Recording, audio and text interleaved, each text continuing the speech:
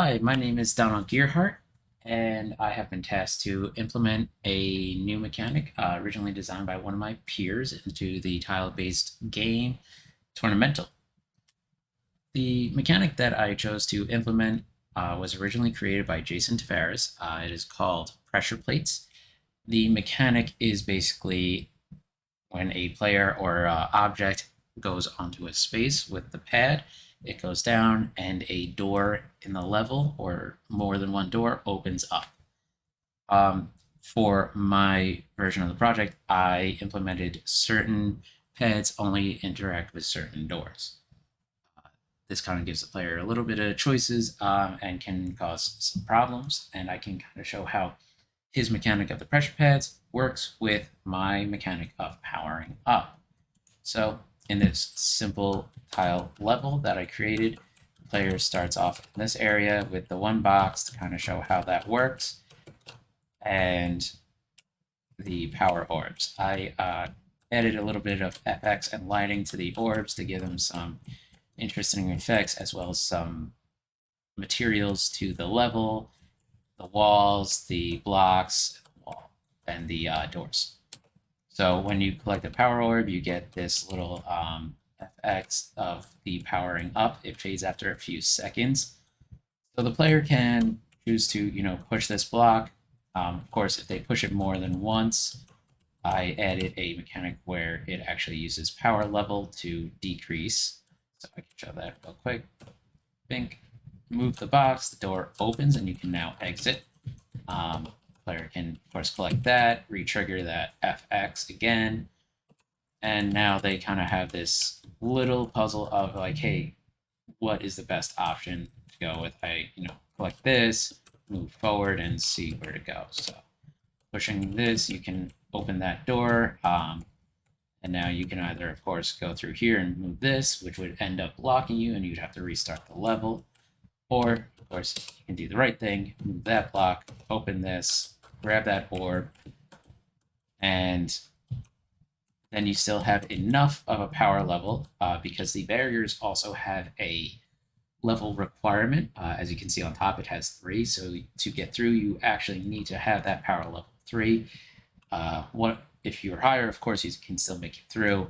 If you are lower, though, you would end up stuck and having to restart the level and do it in the correct way. So if you open that, you can get through and you're in the final area, and if it's ready, you have made it through the level. So, and it restarts. So to quickly look at the mechanics and the components behind it, I'll start with the pressure pad, which most of the code was really well done and implemented by Jason. Um, so when the player enters the pad, or actually the interactable object enters the pad, it triggers the on pressed, which is a bit of a node that I created with some of his help. And it triggers the plate animation to vector down, it goes down, and then that actually shoots over to the door. So when event on press is triggered, it checks for the number of pads pressed and the array if it's greater than or equal to, which then goes through the pads pressed and the pads required, which is this integer that I created that is instance editable, so you can actually tell certain pads to have more than one or more than 2 pads to be interacted with. That goes through the branch, sets the door to open or close, sets the whether or not the player can enter, which is important, of course. The timeline plays, and the door opens, which then would go back to here. If the player exits, just tells this, shoots over the same message to event unpressed, and does basically the opposite. It sets the number of pressure pads down 1 after it is exited, checks to see if it is less than or equal to the number in the array, which is also instance editable, so you can add or subtract however many pads you want to be required. And then once again, the check of the number of pads pressed and the number of pads required, checks to see if the door is already open or closed, and if it is not, then we set the door to closed, and then we set the ability to enter to closed, and it plays in reverse the same um, movement. So those are the ways I pretty much implemented Jason's mechanic. Just making sure that everything is pretty much instance editable, and I can make something different for any door or pad that I choose. So the next, I have my base code and everything that I had, which starting off with the Powerball is right here. So I have an event that just says, hey, where is the tile that this Powerball is on? Make sure that I can click on it, make sure it's the neighbor. And then it comes up to here where it actually toggles the interact, toggles the visibility of the sphere and the FX lightning. Because I did have a bit of issues when uh, toggling it, the lightning was still showing up, so I had to make sure both of those disappeared. And I made the point light with the sphere a child so that it's all connected and I don't have to worry about toggling more than one thing. The game power function is then played, which is in my player pawn, which is a simple function of, you know, taking the power level, adding the power that is gained from the power ball, truncating it down to a power level because I don't want to have like partials. And I can actually change the amount of power that each power ball grants.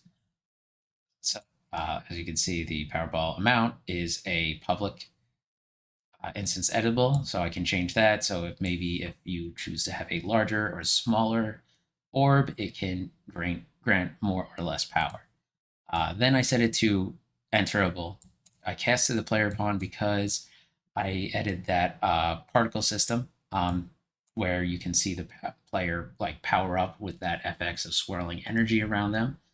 I set a retrievable delay, deactivate the component so that it goes away, and then destroy the actor completely.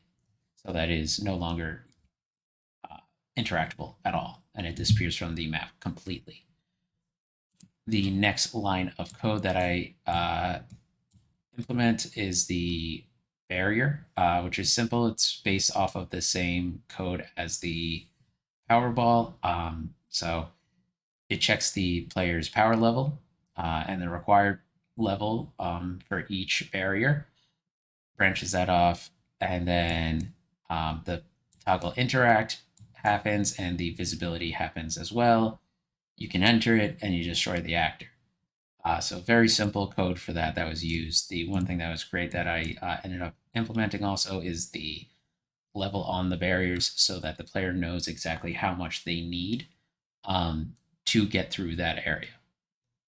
And on the interact box, a little bit that I changed up here was the player's power level actually being used instead of the stamina that was originally in the tournamental game. So now the player has to pay more attention to the power level and how much they are conserving that power level while moving throughout the level.